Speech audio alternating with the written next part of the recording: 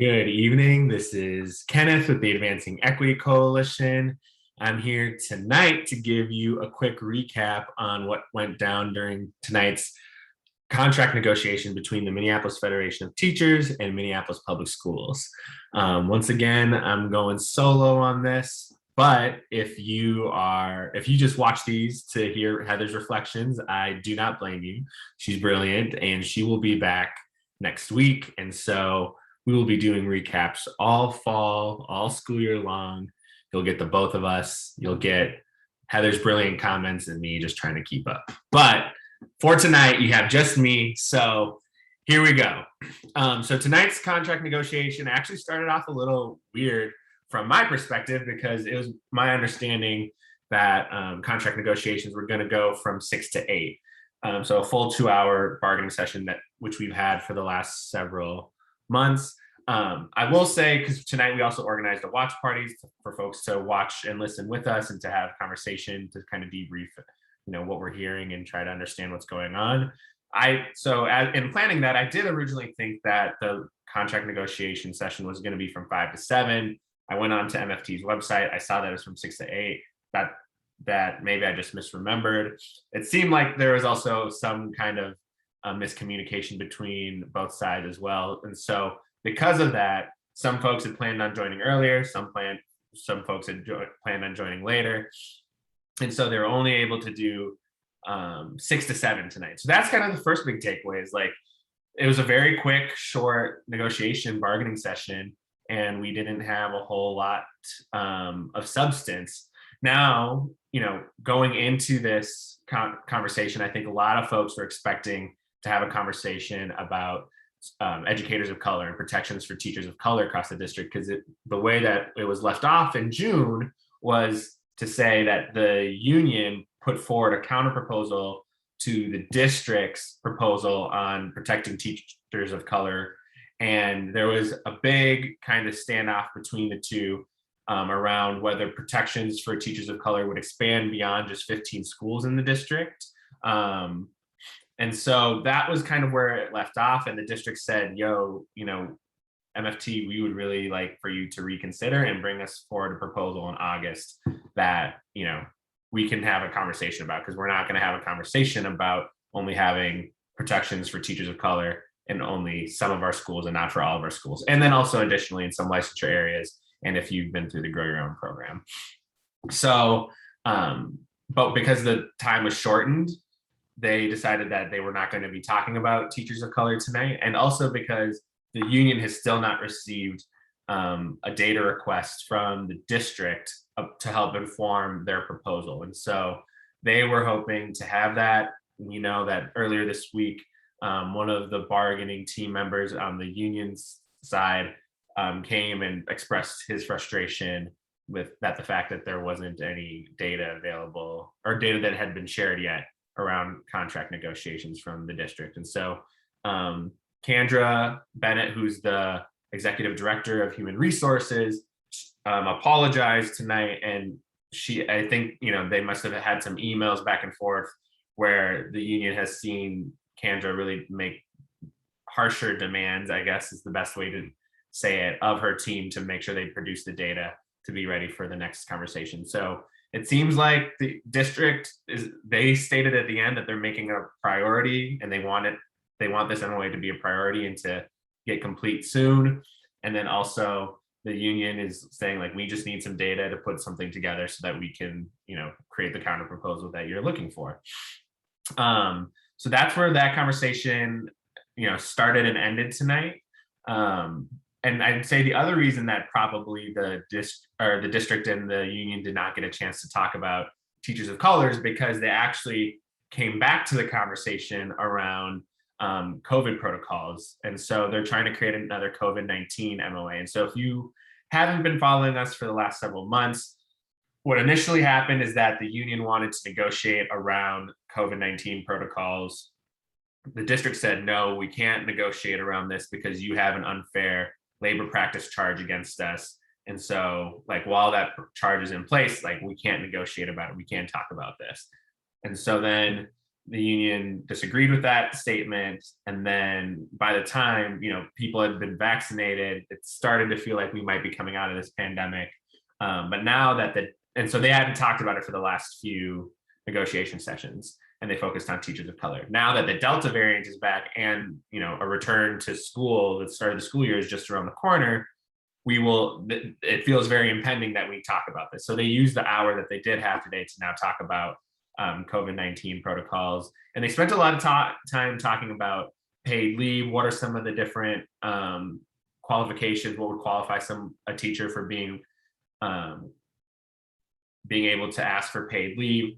And so that was a discussion. And so the district went to, asked a couple of technical questions around like documentation and length of time for quarantine. There's a substantive conversation about whether vaccinated folks who are exposed to COVID-19, if they, through contact or whatever, if they have to quarantine, and how long do they have to quarantine. The union's asking that vaccinated folks are quarantined, because we know vaccinated folks can, carry symptoms or can carry and without having symptoms, and then, potentially infect students, especially our elementary students who can't be vaccinated, and other folks like that. And so that was a concern of the district, or that was a concern of the union. The district was saying that all guidance is kind of showing right now that we actually probably don't need to have vaccinated folks quarantine.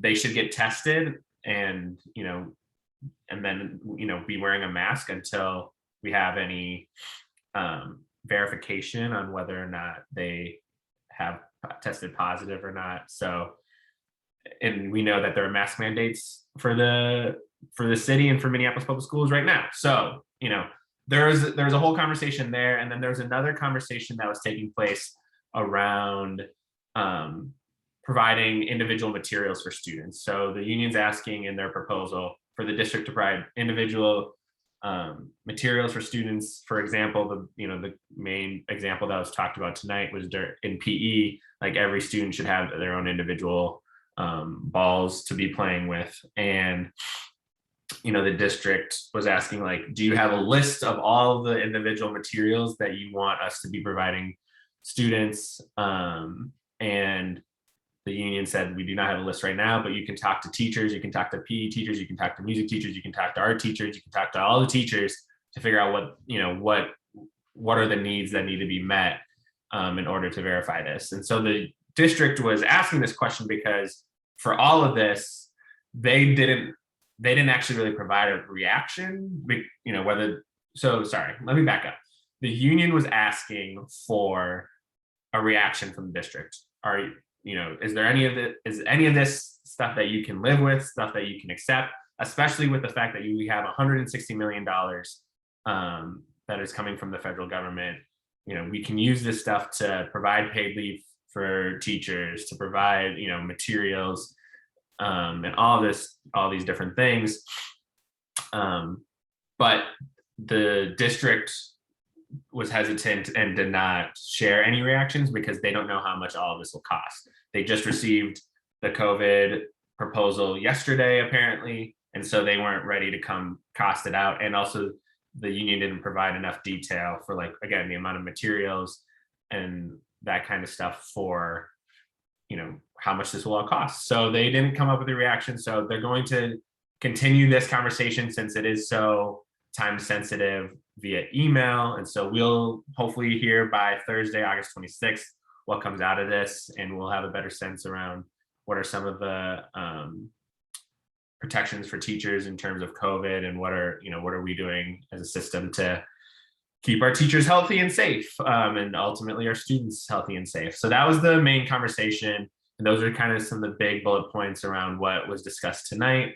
One additional note that I'll add, a takeaway that I had, and we had a watch party with a mix of parents, teachers, was just kind of the tone from both sides a little bit.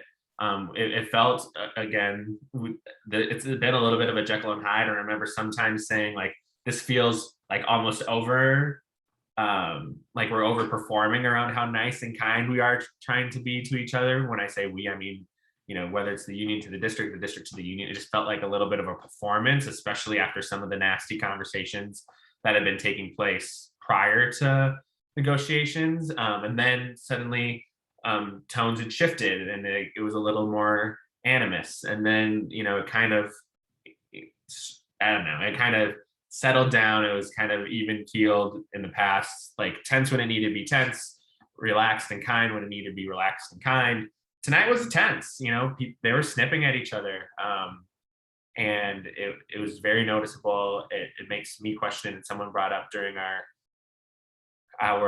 watch party and our debrief, like, can we come up with good policy for kids when the dynamics feel so nasty and with such a low level of trust? Can we come up with a policy in an environment that is so toxic that it's just not gonna, can it produce something positive for students? And the hope is, yes, everyone can be adults and we, no matter how we feel about each other, we can create great things. But if you're not willing to give people, kindness, how are you going to be willing to give them a concession on teachers of color? How are you going to be able to give them a concession on pay? How are you going to be able to give them a concession on paid sick leave for teachers who are worried about contracting COVID-19? So these are all things that, I'm wondering, that parents, teachers are wondering. And so I hope that, our district and our union can come together in a more positive and, solutions oriented spirit and say, like, hey, we're going to build a stronger relationship so that we can build strong systems for our students. That's my recap. Next week, Heather will be here. You don't have to worry. I won't be doing this alone. We miss you, Heather, and thanks for listening.